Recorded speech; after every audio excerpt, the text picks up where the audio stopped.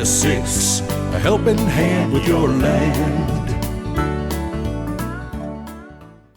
Neil from Messick's here with Kubota's new SVL95. This is a machine that just came out here a couple of weeks ago and is replacing the old SVL90. Really could almost be an SVL90-3 for the most part, because there's not a whole lot of changes compared to the old series. This is more of an evolution over the old models. The original one of these came out was an SVL90, followed by a 90-2 with some emissions updates, and now this machine goes to Tier 4 final as well, and so really is the end of the emissions updating process.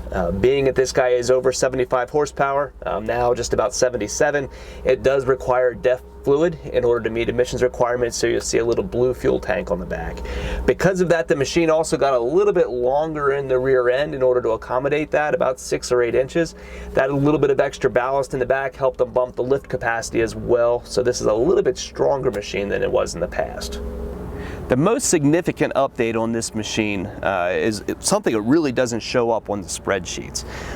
Most machines like this, compact tractors, utility tractors, track loaders, all use what's called an open center series type hydraulic system. Essentially how that hydraulic system works is that oil is pumped into a series of valves. As the oil travels down through those valves, the valves at the front end of the system end up getting priority over the ones further down the line.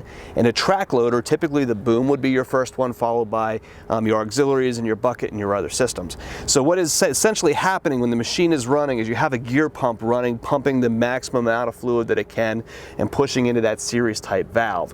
So if you did something like lift the boom and curl your bucket down while you're traveling forward, you would start to see all these different systems in the hydraulic system fighting for the flow that gear pump is able to produce. This is an evolution of that you see in larger ag equipment in the large Kubota construction excavators. It's called a CCLS system, a closed center loop system. Closed center system puts the different demand points for the hydraulic system in parallel and sees that each one has delivered the pressure and the flow that it needs. Rather than using a gear pump that's always spinning away and always pumping the maximum amount of fluid that it can, there's a variable piston pump on the back end of that. So the piston pump is only pumping the amount of fluid that the machine needs in order to meet the demands that are put upon it, and it puts it into the right spot. So what you'll notice is when you start doing those multiple functions, driving and lifting or operating something on your auxiliary couplers, you won't be losing flow and losing performance in different areas. It makes it a much more balanced, much more powerful feeling machine with that closed center system. Something that won't show up on a spec sheet, but when you're in the seat and you're comparing machines side by side, it's definitely something that you can pick up on. If you've seen our videos in the past, you probably realize that we try to give a balanced view of changes as machines come out in production. We're not sitting here saying that everything that Kubota has ever done is always the best, right? And one place that we feel that they took a small step backwards in this last generation is in their choice of buckets. Kubota has been strengthening their partnership with Lampride, and they've now moved to Lampride built buckets for most of the SSV and SVL series. Our impression is at this point, while the Lampride bucket is not a bad bucket, it is not as good as the Paladin buckets that were offered in the past. So you will notice in some situations when we're pricing these machines, we generally will lead with a Paladin bucket. There may be situations where you start to buy multiple attachments that Kubota starts to offer multi-implement discounts, where you may see the Lampride stuff priced in a way that it really makes sense to bundle and buy as a package. But for our customers, what we've been offering to this point is a Paladin bucket when only one bucket is sold with the machine. We just feel at this point that it's a little bit better quality bucket, and the price points are better enough that we try to lean in the direction that we're able to offer the best, most durable package to our customers. I'm sitting here on top of the new tracks that are on this machine. The older series machines used a stock Bridgestone track, good quality track, held up well and lasted a long time, but Kubota was using an off-the-shelf tread pattern. For this series of machine, the engineers dug in a little bit and they tried to improve the tread design that was on the track in order to give it a little bit more tractive power. So there are some improvements here, giving this machine over 12,000 pounds of push going forward. Some small changes have been made down here to the control pod as well. You'll notice the throttle is now over here on a dial, which is nice. It's a quick only a couple inches away from your fingers when you're up here on the control sticks. A feature that I like that they came out with us on the SSVs, and looks like it's possible in the SVL as well, is that when you push the stick forward, you're able to reach out here with your fingertips and reach the throttle. So when you're a full stick traveling forward and you want a little bit more speed, you can roll the throttle right there with your fingers while your hands are still on the stick, rather than reaching up here for a lever or down along the control pod somewhere.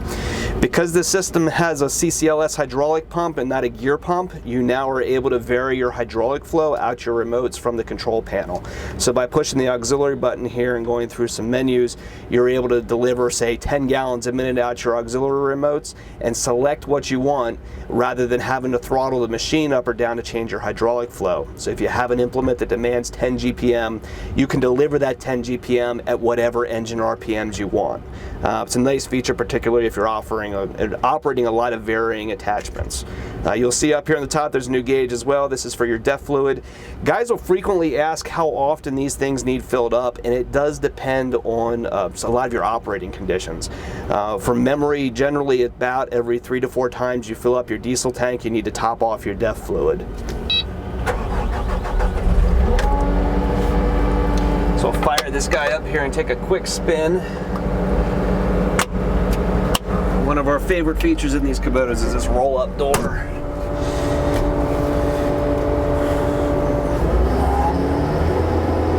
Fire this guy up, and you can turn my hydraulics on.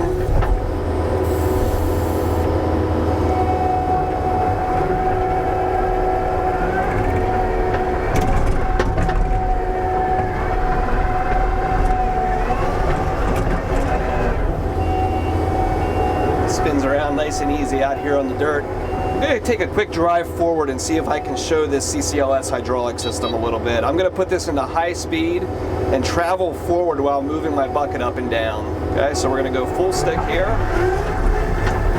And you see while my bucket's traveling up and down, my ground speed's not really varying at all. You would notice in some other track loaders with gear pumps and less hydraulic flow that when you start doing these things all simultaneously, you won't get a smooth motion because the different circuits fight for flow. For instance, the most obvious one would be in a tractor with a loader, where you lift your boom up and curl your bucket, and the boom usually will get priority over top of the bucket circuit. And in this case with the CCLS system, no matter how you stroke this stick, you're always going to get motion out of both. You won't get, say, a boom raising and the bucket waiting to move until you get to the top of the stroke. Generally, in most of these, even with an open center system, Kubota does a really good job of balancing the systems.